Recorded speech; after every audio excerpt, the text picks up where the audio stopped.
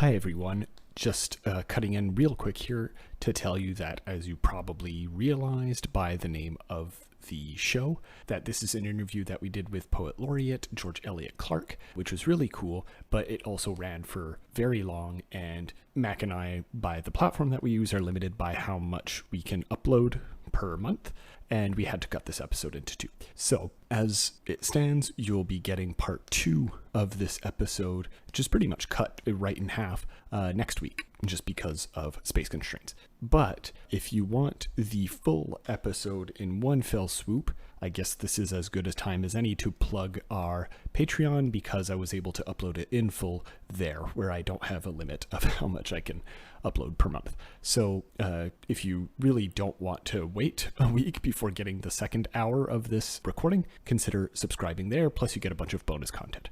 Anyway, I've talked for long enough. Enjoy the episode. Historia Canadiana is recorded on the unceded lands of the Kanien'kehá:ka First Nation.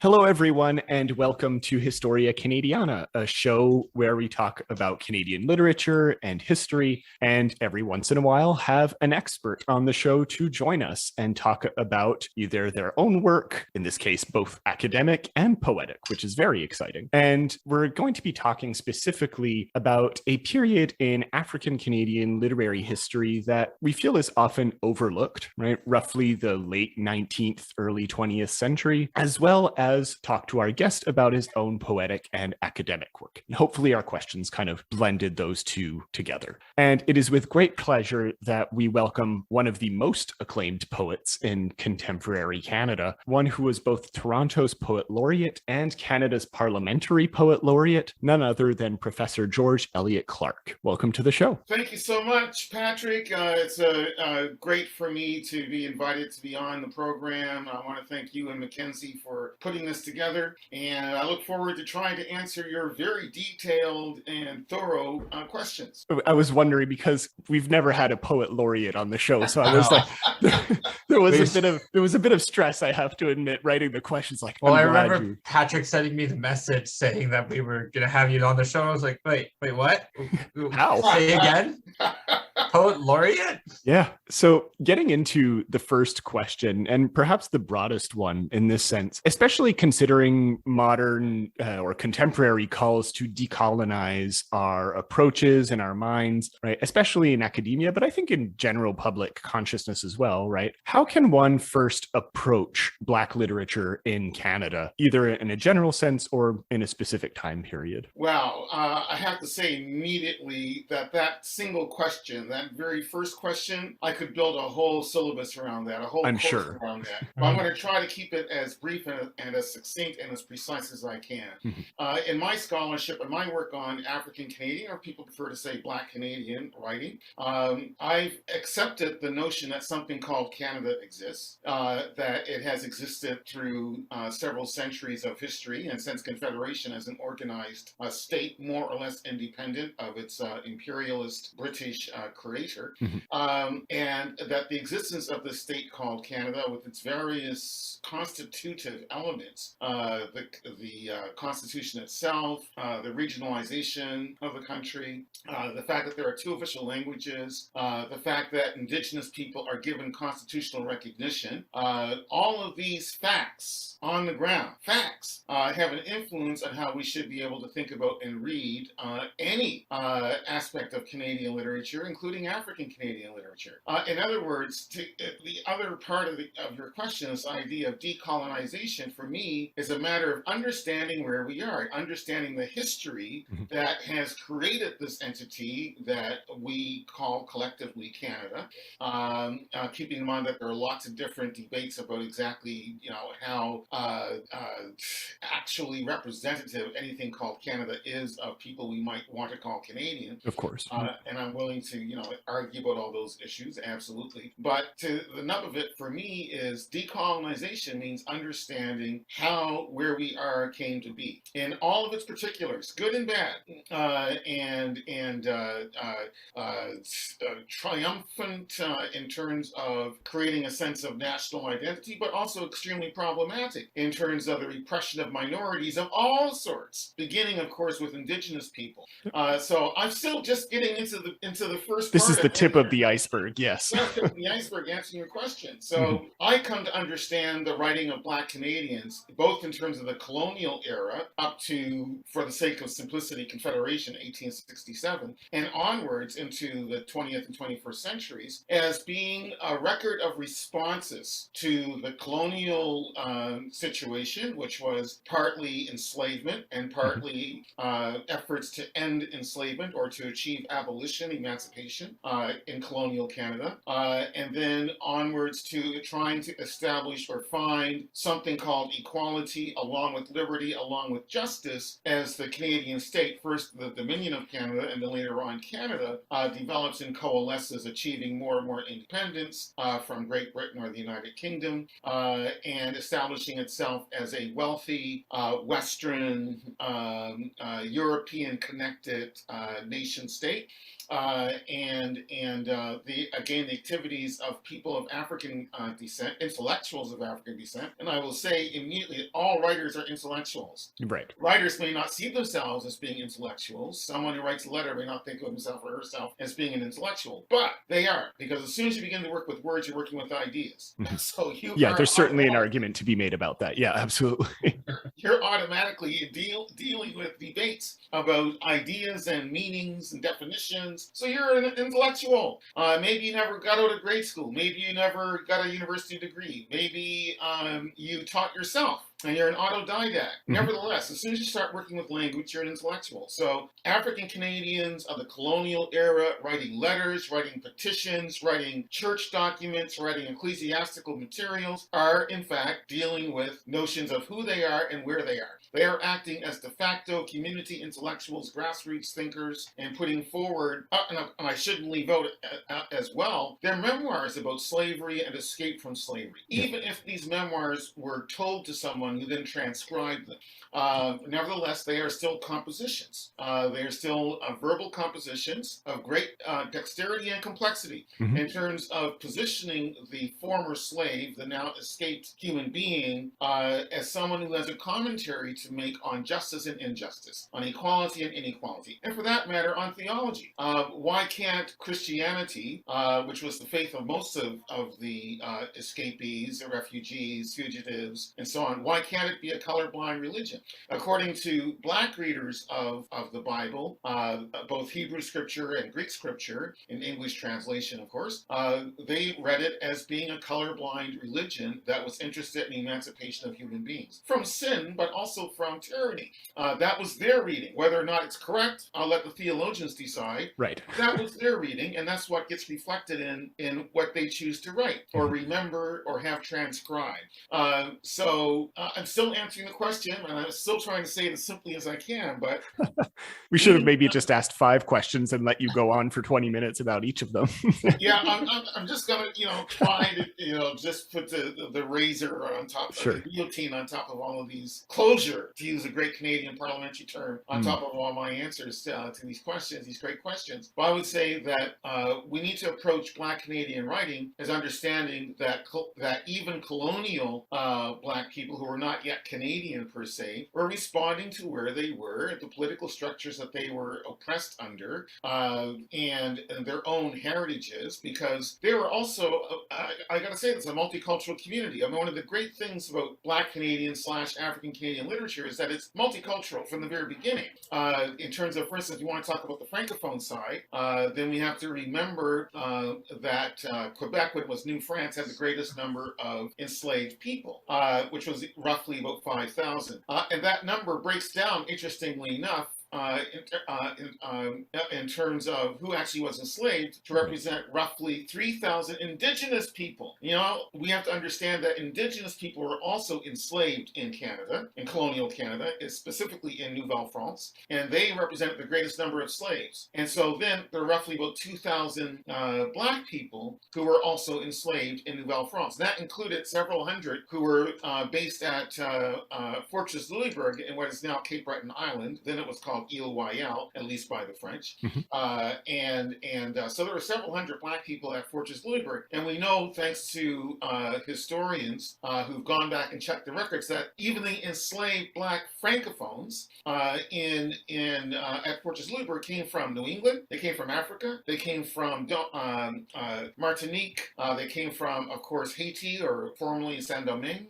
They came from all over. They even came from Madeira, which is still an island controlled by Portugal off the west coast of Africa. The Black woman who was accused and convicted and then tortured and hanged and then burnt at the stake for supposedly, allegedly burning down Montreal, old Montreal, in 1734, Marie-Joseph Angelique was herself a native of Madeira who had been sold into slavery in New England and then ended up being sold into slavery in New France. And we only know about her because of the fact that her confession, which was tortured out of her, is part of the historical record, and so constitutes an early form of Black Canadian writing. So I'm still answering the first question, but clearly, even if we think only about Marie-Joseph Angelique and her confession as being essentially a de facto slave narrative, which is what it is, she's giving us a transatlantic portrait of slavery in the colonial Americas, coming out of again West Africa, Madeira, Portuguese territory, ending up in an English-speaking environment in New England, and then in a French-speaking environment in Quebec or New France, and being renamed every single time she went along. Her name changed. Right. So finally, when she gets bought and enslaved in Nouvelle-France, she becomes Marie-Joseph Angelique, and to suit the needs of her French-Canadian Catholic, French colonial Catholic masters and mistress, for that matter, in Nouvelle-France. So in other words, and I'll try to sum up the answer to the question right now, if we are looking at Black Canadian writing, we have to understand it as being particularly complex and complicated because of the fact that it's developing through all these various, very discrete, D-I-S-C-R-E-T-E, discrete enclaves of European control in colonial Canada and their contestation with Indigenous people, and that the creators from that point on into the, even right now, 21st century, are coming from all over the world, in greater numbers now, of course, than back then, but even then, as I gave the example with Louisbourg, coming from many different parts of the Americas, and of course from Africa, and even from Britain itself, or from France itself, in terms of the transatlantic slave trade and its various ports and activities. Therefore, we have to understand it as, again, being a complex and complicated literature, which emerges in French and English, just like the official languages, as well as other languages, but most importantly in the official languages, and that it begins to emerge in different parts of British North America, French Canada, and under various regimes, regiments, governments of various political orientations who demand and expect different things of their Black citizenry. Although the main idea would be to serve with a smile, accept being repressed, accept being suppressed, and be obedient and very agreeable to your white overlords, no matter what their ethnic backgrounds might be or have been. And sort of that attitude persists to today. Sort of extreme version of this idea of the grateful immigrant trope that we've sort of, a very extreme version.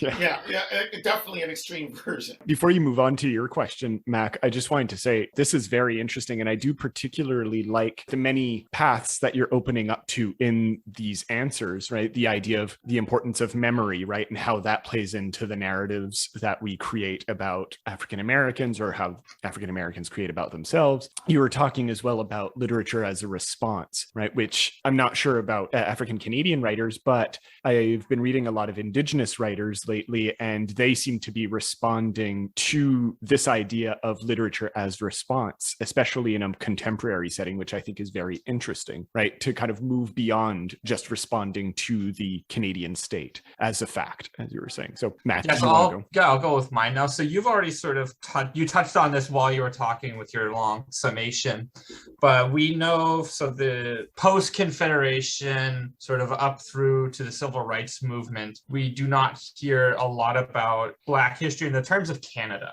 we learn a lot about civil rights movement within the US. Even here in Canada, we learn a lot about that. So we are sort of curious about how you would describe I guess, Black civil rights in Canada through that movement, through the 20th century, the late 19th. And again, something you sort of touched on, why it's not talked about a lot, because it's something we touch on a lot on the show, is how a lot of history that Canada doesn't like sort of gets pushed under the rug. And so we were sort of wondering if you had any sort of insight into that, and again, just how Black lives in Canada sort of existed that we don't hear about. Again, here's Mackenzie, thank you. Another huge question, which I got to struggle to try to put in as much of a digestible soundbite, or bites, plural, as I can. Oh, we don't go as long and detailed as you want. We detest the short sound bites here. Yeah. Okay. We want thoughtful. Good to know, because I have to go back to the very beginnings, which is, and talked a little bit about this in the answers to the first questions, but Black Canada, African Canada begins in the transatlantic slave trade. Mm-hmm. Although the very first recorded Black in Canada was a guy by the name of Matthew da Costa, who was actually Portuguese. He was a translator with Champlain.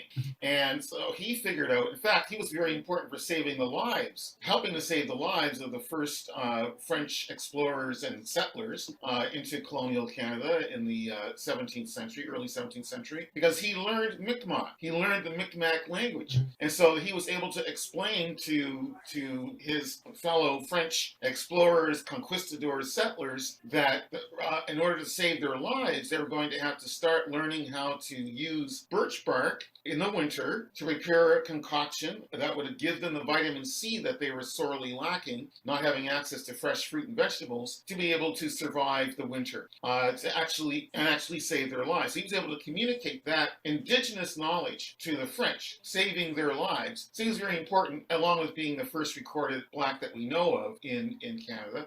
He was not a slave, but certainly was in the employ of the French. The next person that we know of was actually a slave in Quebec City, if I remember properly, and he appears in historical records in 1608. His name was Olivier Lejeune.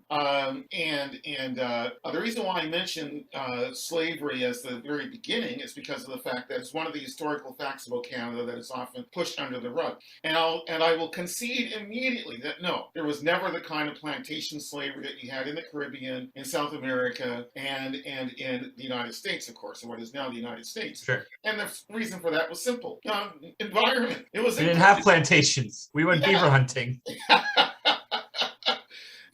So it just wasn't possible. But that doesn't mean that slavery was not an important economic aspect of colonial Canada. And it was important in many ways. First, to give the aristocratic class their sense of nobility, and the fact they had servants who were Black, and in Nouvelle-France who were indigenous. The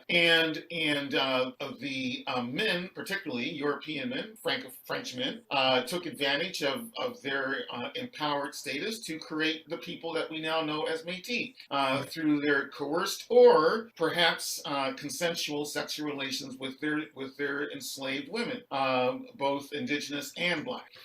So the very existence of the Métis people itself is rooted in the practice of slavery, both in Nouvelle-France as well as in other parts of the colonial Canadian world. But the two colonies that had the most slaves were Nouvelle-France, again with 5,000, 3,000 indigenous, 2,000 Black, just to make it very simple, and in Nova Scotia, where, of course, I already mentioned there were hundreds of slaves at Fortress Louisbourg, 1713 to 1760, when Louisbourg was finally destroyed by the British, but also when the New England planters and Dixie planters came to Nova Scotia in 1760 to take up the lands of the Acadians, who they had deliberately had removed in order to steal their land in 1755. When the planters from the South, from Dixie, as well as from New England, arrived in 1760 in Nova Scotia, they brought hundreds of African-American slaves with them to Nova Scotia.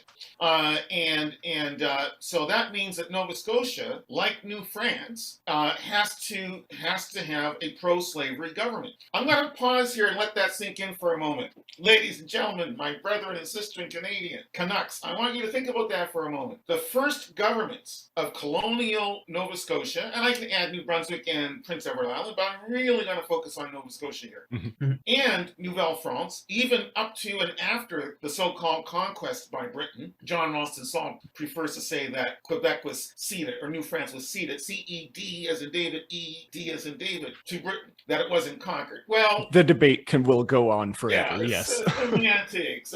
Some people say they were conquered, others say that Francis simply gave them away. Well, whatever, right? But the important point here is that slavery was a fact of law in these states, and these colonies were organized around slavery.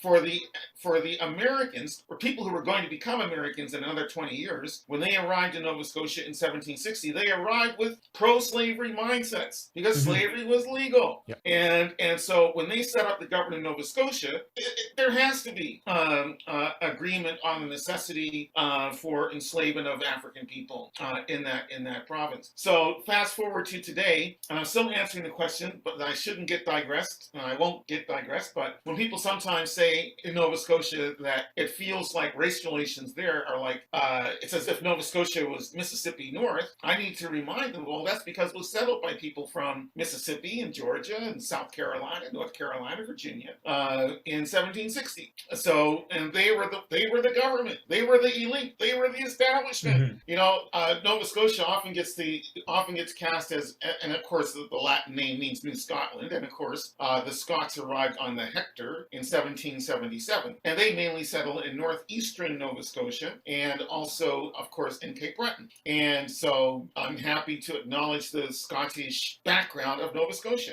But the mainland was settled by slave-holding Americans. Yep. Slave-holding Americans, and they loved that idea. They were happy to have slaves. And so Nova Scotia, as a European state, begins with the assumption that slavery is perfectly okay, that black people are inferior, and these ideas then persist specifically in Nova Scotia into the 21st century, right? But I come back to answering, Mackenzie, the great question once again, and so the black lives that are experienced, or the lives that black people experienced in the 19th century, are a result of being their ancestors or themselves being enslaved somewhere in the Americas, either in what is now the United States, or in colonial Canada itself, or in the West Indies, or in Bermuda. For instance, there's a strong connection between Nova Scotia and Bermuda that most people don't know about. And the connection. Really? I lived in Bermuda. I didn't know that. Oh, there's a huge connection. Very simple, Mackenzie. Bermuda was the capital of the Royal Navy for the South Atlantic. Right. Okay, that I did know. And Halifax was the capital of the Royal Navy for the North Atlantic. So there was constant traffic between Bermuda and Nova Scotia in particular, in terms of slaves, but also, of course, the trade in molasses and sugar and rum, and of course, hot peppers and so on. I don't want to sound romantic about the food and so on, but in any event, there was that constant traffic. And of course, sailors who are always jumping on ships and jumping off ships and going into taverns and going into brothels, and then going back on the ship and sailing away, never to see their children that they left behind. That makes, yeah, because I remember growing up, a lot of Bermudians that I knew ended up going to Halifax for university. And here's why: because of that Royal Navy tradition. That's very interesting. As you probably know, Mackenzie, Bermudians get accepted in Nova Scotia universities at par with Nova Scotians. There's no extra surcharge.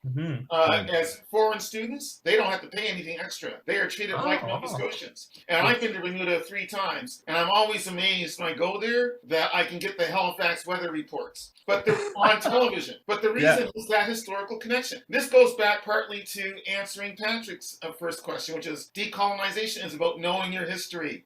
You got to know the history. None of this stuff is innocent. Canada didn't just spring into existence because someone waved a magic wand. It came into existence because of forces and pressures, imperialism, colonization, greed, lust, rage, wrath. These are all the forces that created what we think of as Canada today. No matter how Pacific we think Canada is, which it really isn't, it's a process of historical forces of war and aggression aggression and the attempt of the British Empire to expand itself at the expense of the Americans and at the expense of several European states, because it wanted to be the master of the world for as long as possible. And so the development of Canada as a series of colonies and finally Confederation was directly an expression of British imperialist thinking and thought. But I'm still trying to answer the questions as succinctly as I can. So lives of Black Canadians, 19th century into the 20th century, begins with the struggle against slavery. Right. I've already mentioned the fact that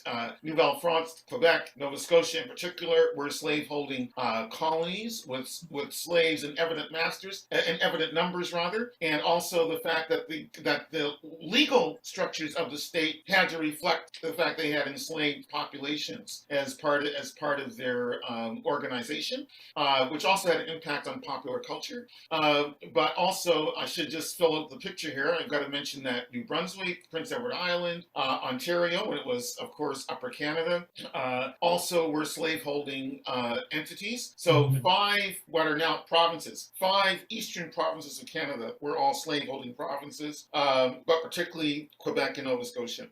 Newfoundland, some argue that slaves may have been used. As I'm not a historian, so I'll claim that I'm not going to say for sure, but I have read and I have heard that enslaved Black people from the Caribbean may have been used to land or to transfer cod to ships that would be bound for the Caribbean, and to unload, of course, cargoes such as rum and sugar, molasses, and so on the docks of St. John's in particular. And some may have actually been used as fishermen on the Great Lakes. And coming back to, again, Black lives during slavery, we know, and I mentioned that they were important economically, not just perhaps in the fisheries on the Grand Banks and on the docks of St. John's, and for that matter, Halifax and so on. But we know for sure that Black men in particular were extremely important in the prosecution of the of the fur trade. And that was a slip of the tongue to say slave trade, because the fur trade was essentially an extension of the slave trade. Of course, when we think about the Hudson's Bay Company, the Northwest Company, and so on, we don't tend to think about them as being entities that were involved with slavery, but they were, as much as they were involved in trading with and part of the colonial oppression of Indigenous people, absolutely. But they also have a connection to the African slave trade. When I come back to that, and I'm still answering the second question, Mackenzie.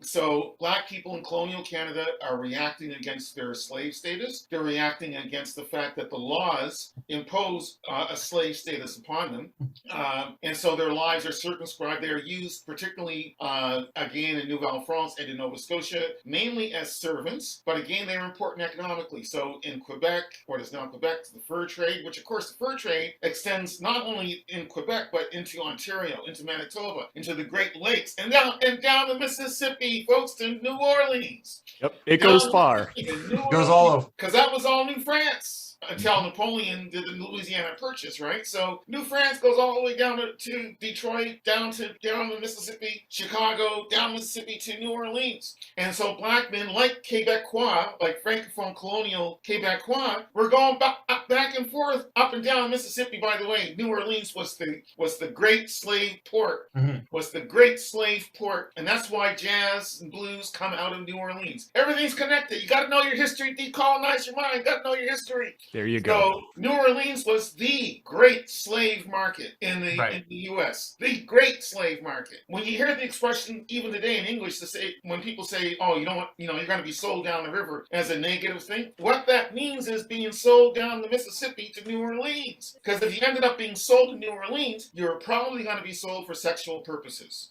In all honesty, and it's because of that great melange mixture of French, Spanish, Black, English, and Black people from Africa, from the Caribbean, from South America, from Cuba, in New Orleans, that it becomes the cradle of jazz and Zydeco and Cajun music and blues and so on, because out of that mixture. In the same way that Liverpool becomes a foundation for the music that becomes popularized by the Beatles and other Liverpool groups in the 1960s, because Liverpool was the great slave, I shouldn't be saying this with a smile, but Liverpool, England was the greatest slave shipment port in the world. 5,000 voyages out of Liverpool to Africa. Liverpool sailors depopulated Africa by probably 1 million people, all by themselves, over a couple hundred years. The next major port next to Liverpool would be Nantes, France.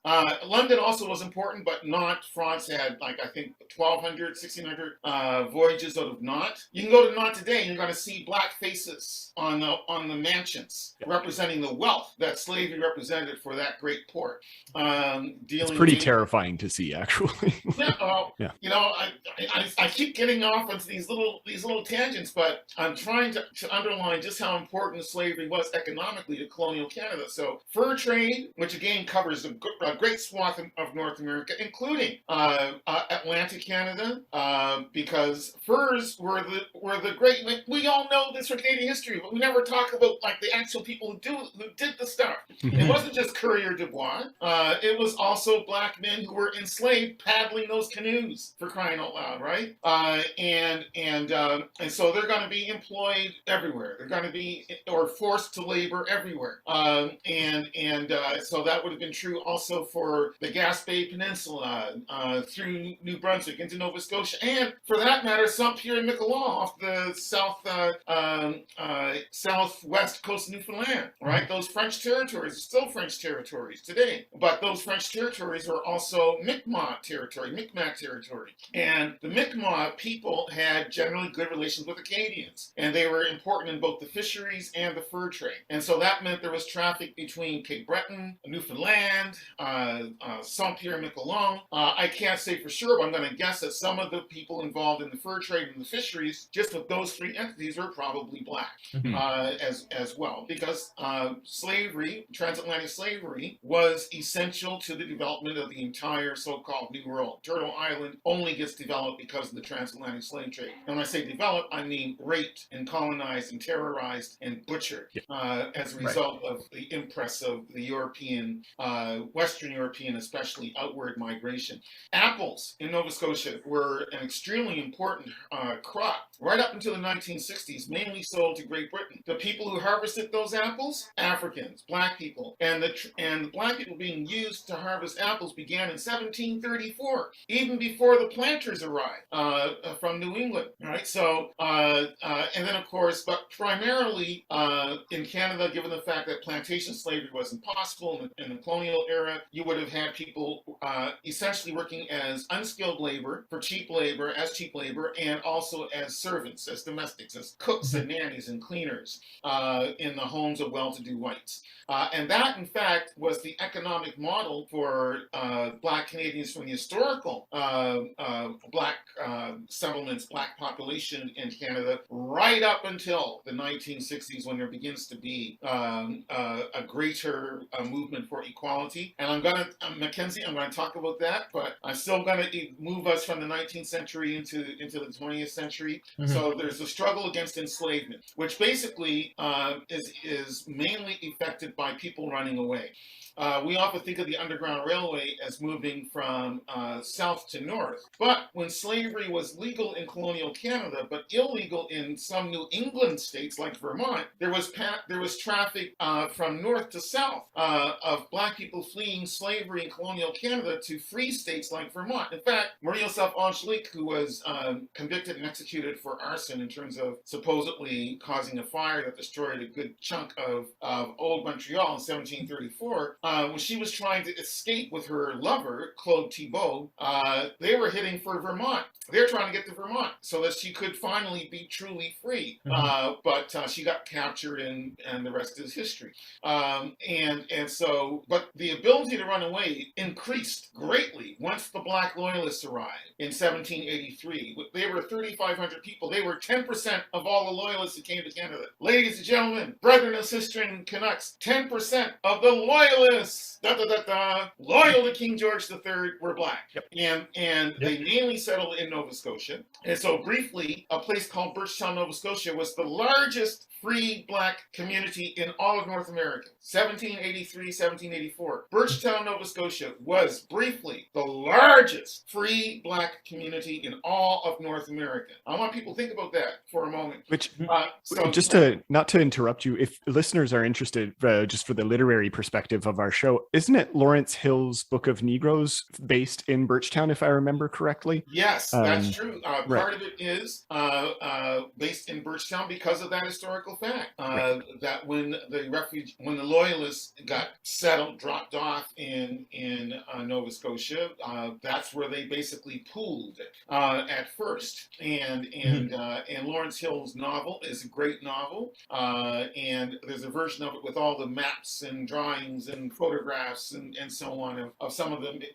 drawings, I should say, of all the major personages from the actual history. So it's a great volume to look at. And I'll also mention, as Lawrence Hill would mention himself, I gotta mention James Walker, James St. Germain Walker, history professor from University of Waterloo, who wrote the first major treatment of the Black Loyalists, which is Search for a Promised Land, the Black Loyalists in Nova Scotia and Sierra Leone, 1783 to 1820 or something like that. But anyway, and that's from 1976, but reprinted recently by University of Toronto Press in 2017. But anyway, so the ability for enslaved black people to escape enslavement increased radically after the black loyalists arrived, because their numbers were so great. And because they themselves were fleeing slavery or the possibility of being enslaved or re-enslaved in the brand new United States of America, Uncle Sam and all that, they were helpful to enslave black people in Nova Scotia. And so right after the Loyalists arrived, the Nova Scotian newspapers begin to be filled with ads for runaway slaves. Absolutely. And by 1801, there was a split decision by the New Brunswick Supreme Court about whether or not to return a woman claimed as being runaway property to her master. It was a three-person court, and the decision was 2-1 in favor of returning this woman, or supposedly returning this runaway, to her former master, or to the person who was claiming to be her master. But the dissenting judge's opinion was so powerful that all in succeeding cases of this sort, the judges basically said, look, unless you've got a bill of sale from Almighty God himself or herself or themselves, whichever, we cannot return this supposed runaway property to you. So that weakened slavery tremendously. So by 1805, we've got the slave masters of the Annapolis Valley, who, by the way, would have been people who would have come to Nova Scotia from Dixie and from slaveholding New England. These same people or their descendants are now going to Nova Scotia government and saying, we got to have stronger laws to defend slavery and prevent people from running away. Slavery was so weak by 1805 that the Nova Scotia government refused to hear the petition. So we can imagine then that the impress of the black loyalists, of free black people in such numbers in Nova Scotia, was enough to erode the effective ability to hold on to slaves. And then, of course, the black refugees arrived in 1812. They are another 2,000 people. The Maroons, who are definitely anti-slavery, are in Nova Scotia for 4 years, 1796, 1800. So the pressures against slavery were very strong. In Ontario, of course, we have a governor, and suddenly his name is just escaping me all of a sudden, who in 1793 passes a law that says you cannot bring slaves into Upper Canada. His law does not free anybody, but it also basically says that slavery is going to die out. And it won't be possible to have new slaves in Upper Canada, according during that decision. It's the first real abolitionist law passed in the entire British Empire. That law, and forgive me, Governor so-and-so, for not getting your name back in my head. Is it Governor Simcoe? Thank you. Yeah. See, Governor Simcoe's the power of Google. Yeah, the power of Google and the spirit of Simcoe. Lord Simcoe is right there. Thank you so very much, Patrick, for refreshing my memory. But yeah, it was Simcoe who passed that law in 1793. Of course, there was emancipation. 1834, the British Empire abolished slavery in British North America. It was by that point practically a dead letter, but it was still legal. And we know that it was because the historian Thomas Chandler Halliburton in his History of Nova Scotia, 1829, says, folks, slavery is legal in Nova Scotia. You can bring your slaves with you if you want to come and settle here. Yep. But even he said in 1829, you know what? It's better to invest in capital than it is to invest in people. Slaves are too expensive to feed, clothe, and care. Halliburton was an odd duck. We've talked about him on the show before. He's interesting, to say the least. he was a philosopher. Yeah, I guess you could claim that. He was a philosopher who parlayed his philosophy through his sketches. Because he felt that liberalism, especially in its economic mode, would destroy people's lives. And he was very clear about that. He was finally vilified in the London Times when he published an article in the 1850s entitled English Niggers. Excuse the N-word, but that's the title of the essay. And what he argues in that essay is actually he puts forward a socialist argument and says that in order to protect the English working class, the capitalists need to be brought under control. And that the abolitionists are crazy to be talking about enslavement of black people because white workers in England are more oppressed than black people in the American South. And so he thought it was very hypocritical for the white ruling class establishment in England to be bemoaning the enslavement of black people in America, which is only propaganda anyway, because they enslaved millions of people in the Caribbean. So it's only hypocritical propaganda. But he said, look at how your factory owners are treating white English workers. So his arguments can be aligned with Marx, for crying out loud. Which is wild. Never in a million years I would have. But, I know we got off on a digression talking about Halliburton, but I'll just tell you very quickly that I believe that Halliburton is actually the first articulate red Tory. Talk about that very specific Canadian political animal. There are very few of them left now that the Conservative Party has become the Republican Party of Canada. But anyway, all that to one side. The so-called red Tory develops from ideas of noblesse oblige and state care for the unfortunate, which develop in part out of the writings of Thomas Chandler Halliburton and then John A. Macdonald, who also took examples from a British conservative prime minister who was the first one to use the phrase progressive conservative, Disraeli. But it's already being articulated, ideas behind it by Halliburton, and I can direct you to the actual article from 1836, which is titled English Aristocracy and Yankee Mobocracy. And in that article, Halliburton puts forward his Platonist vision of how Canadian society, Nova Scotian society should be constructed, which is that you'd have the ruling class, but then you'd have this class right beneath the ruling class that would be called the people's nobility. Think about that. The people's nobility. This was Halliburton's idea of how you construct a society properly in an early industrial capitalist age. You still keep your aristocracy, but now you've got a mixed group of people who are partly aristocratic, but mainly rich because of their factories. He describes them as opulent factorists. So the rich factory capitalists marry into the nobility, becoming the people's nobility. And then under that group, you then have your working class, and so on. So that was his ideal society. So not that this tangent isn't interesting. I find out we got just to bring it back briefly to the topic of the show in this case. So I had a further question. So we were talking a little bit about African Canadians had it slightly, I guess, better than African Americans in many ways, but not really, because they also went through slavery and were erased from history. And we only remember the quote unquote good parts, like the Black loyalists or things like this. But in what ways, and this kind of fully brings us into, I guess, the topic of the episode, how is this reflected in the literature of Black Canadians and Black, former slaves or slaves? What kind of were the major themes that were presented in the literature? So I assume freedom was one of them, but considering the writing of the time, it would obviously be much more profound than that, I'm sure. Like, what are we dealing with in terms of literary scope here at this time in the 19th century, more or less? Yeah, well, again, all the questions are very huge and grand, but that's why we tried to specify for the 19th century, maybe like the late 19th century, perhaps. So post-slavery. Yeah. So I was mentioning a moment ago that there was a struggle against slavery, right?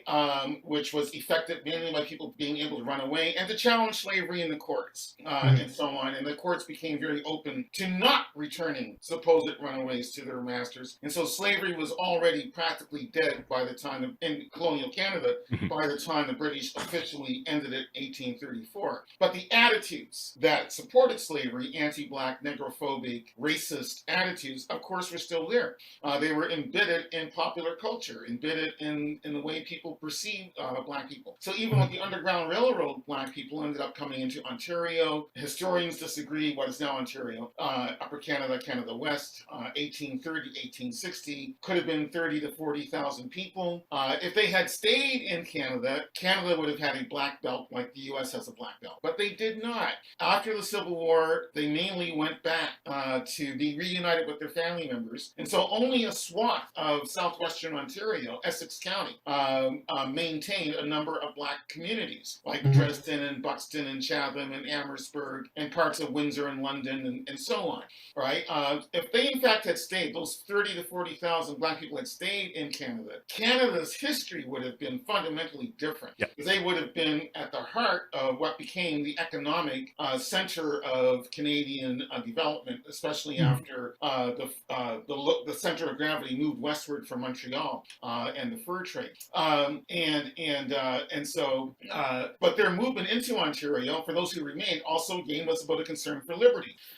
We also have the movement into the prairies, into Alberta and Saskatchewan at the end of the 19th century, of Black people from Oklahoma and Alabama who were fleeing the Ku Klux Klan and their pressures to try to force them to remain peasants in the American South, despite the fact they were officially free as a result of the Civil War. And so these Black farmers, agrarian people, took up the offer of the Dominion of Canada for free land and went to Alberta and Saskatchewan in the early years of the 20th century. And they mainly settled around Amber Valley, north of Edmonton in Alberta, and in the Battlefords, north and south Battleford in Saskatchewan. There was also a separate Black community that moved into BC from California because they were afraid of California becoming a slave state. So in 1848, roughly 800 Black Californians, for the most part, moved to Victoria, BC, Vancouver, and also settled Salt Spring Island, which is a fact that might surprise many Salt Spring Islanders today, but it was first settled by Black people from California. But anyway, for all these movements of the Black refugees, the Black loyalists, the Underground Railroad Blacks, the Black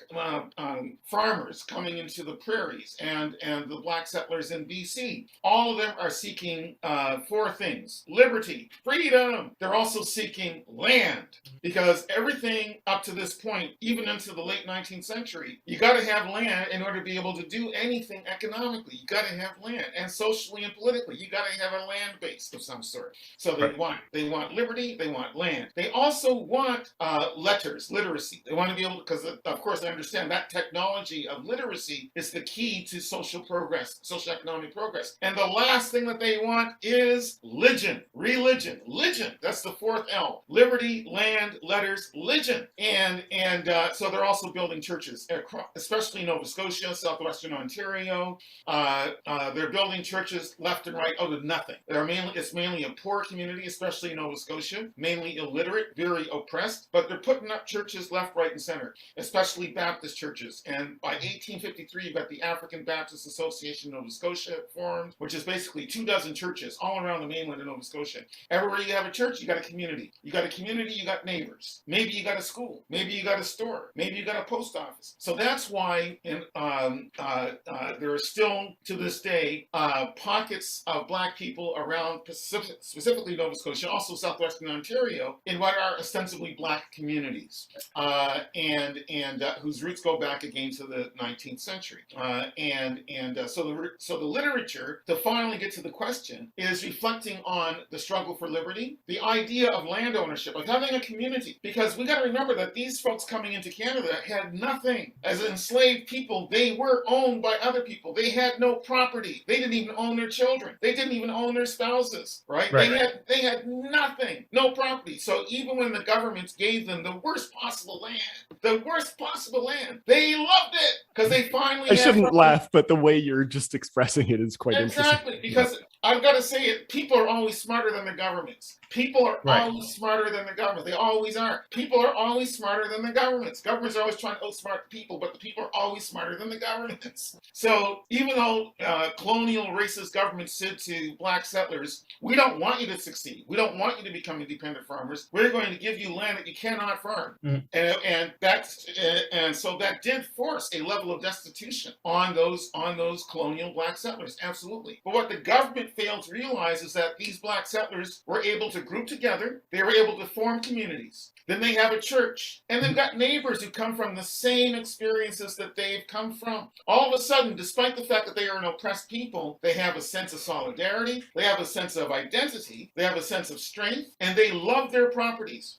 They love their properties. Finally, and it sends shivers down my spine because it's something so simple for all of us today to think about. But the idea, Patrick, the idea, Mackenzie, that you can have your children in your own home, under your roof, sleeping in a bed that you bought or a bed that you made, that they're sitting around the kitchen table, eating food that you put on the table for them. The very idea is just powerful. Yeah. This is what they had. The government said, we don't think you deserve anything. We're going to give you the worst possible land. But people said, thank you very much. We want more. There's a petition in 1841 from people in Preston, Nova Scotia saying, give us more bad land. They don't say bad land. They say, give us more land. Just whatever it is. Yeah. More bad land, right? But that's okay because they're building communities and they're creating a sense of identity for themselves. So the literature at this period in time, which is basically oriented around churches, it's about spirituals. It's about hymns. It's about ecclesiastical doings. Minister so-and-so on his horse bringing the gospel to Annapolis Royal, which still needs it. Of course. Annapolis Royal still needs the gospel, as does Montreal, as does Toronto, as does Ottawa.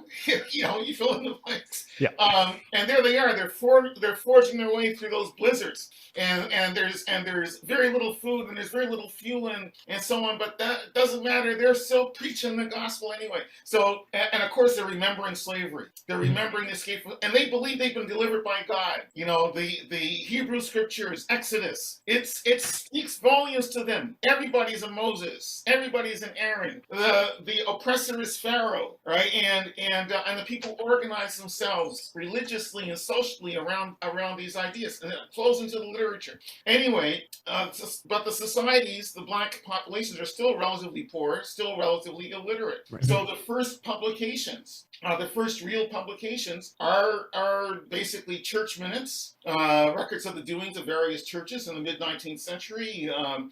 Then you have the first novel, which is from Amelia E. Johnson, who was born in Montreal, raised in Toronto, and published her first novel in Baltimore in 1890, which is Clarence and Corinne, which is basically a Christian story about people who go bad, who go off do the wrong things, drink too much. Because of course, 19th century temperance. Queen Victoria is there. Temperance is coming in. Put down that bottle. Stay out of that tavern. If you know what's good for you, you don't want to touch the demon alcohol. For crying out loud. Don't touch the demon alcohol. Right? Just don't go near it. Do the right thing. So the novel is about that. It's like, you gotta stay away from it. So anyway, that's the first novel in English by an African-Canadian writer, published in Baltimore, where she went to teach, ultimately, having married an African-American. The first collection of poetry is by R. Nathaniel Dett, who was a great composer, and his name survives in the Nathaniel Dett Chorale, based here in Toronto.